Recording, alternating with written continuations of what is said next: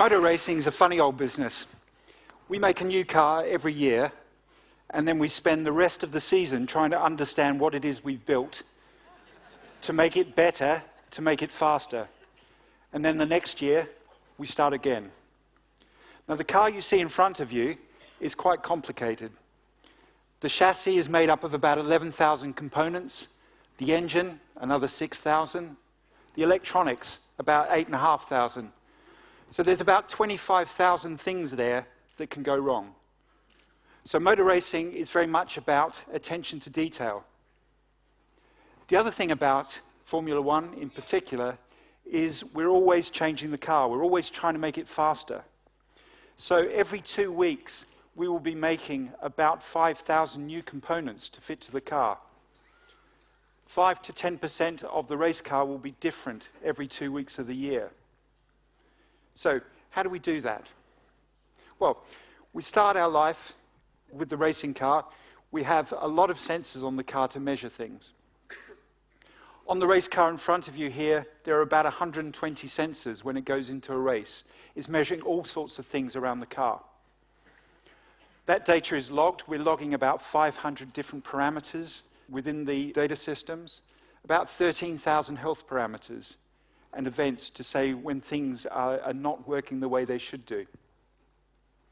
And we're sending that data back to the garage using telemetry at a rate of 2 to 4 megabits per second. So during a 2-hour race, each car will be sending 750 million numbers. That's twice as many numbers as words that each of us speaks in our lifetime. It's a huge amount of data. But it's not enough just to have data and measure it. You need to be able to do something with it. So we spend a lot of time and effort in turning the data into stories to be able to tell what's the state of the engine, how are the tires degrading, what's the situation with fuel consumption. So all of this is taking data, turning it into knowledge that we can act upon. Okay, so let's have a look at a little bit of data.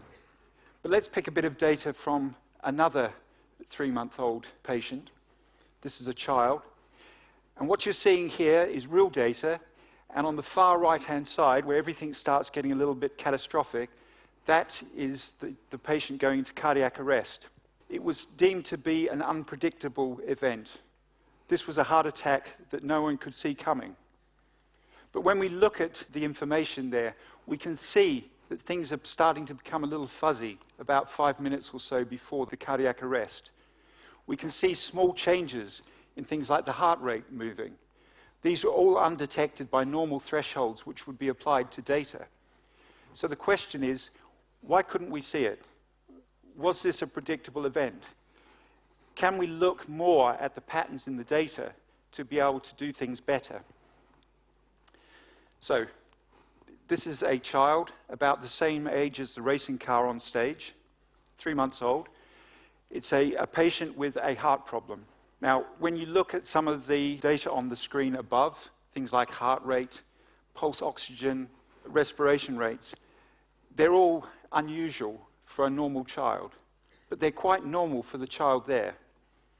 And so one of the challenges you have in healthcare is how can I look at the patient in front of me, have something which is specific for her, and be able to detect when things start to change, when things start to deteriorate. Because like a racing car, any patient, when things start to go bad, you have a short time to make a difference. So what we did is we took a data system, which we run every 2 weeks of the year in Formula One, and we installed it on the hospital computers at Birmingham Children's Hospital.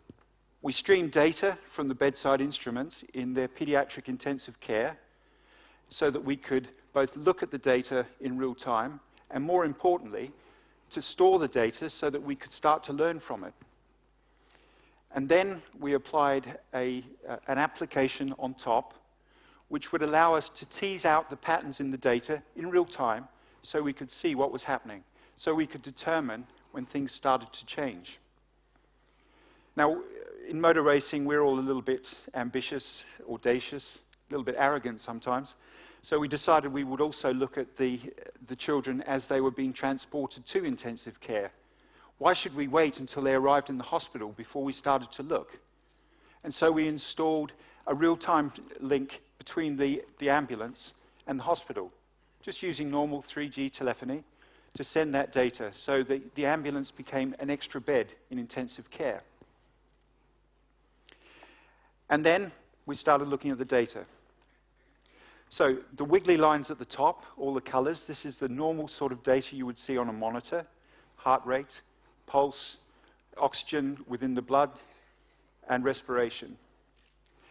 The lines on the bottom, the blue and the red, these are the interesting ones. The red line is showing an automated version of the early warning score that Birmingham Children's Hospital were already running. They've been running that since 2008 and already have stopped cardiac arrests and distress within the hospital. The blue line is an indication of when patterns start to change. And immediately, before we even started putting in clinical interpretation, we can see that the data is speaking to us. It's telling us that something is going wrong.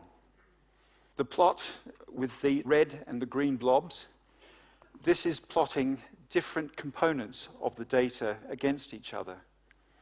The green is us learning what is normal for that child.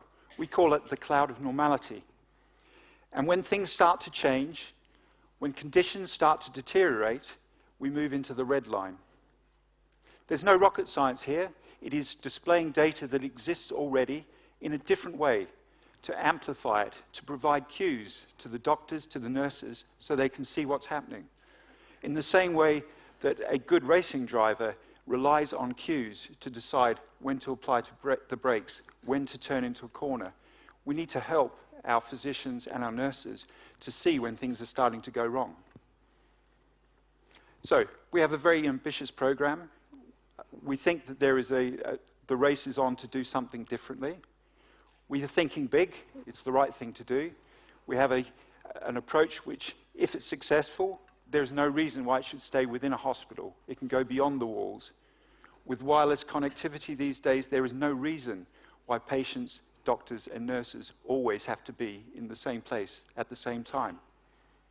And meanwhile, we'll take our little 3-month-old baby, keep taking it to the track, keeping it safe, and making it faster and better. Thank you very much.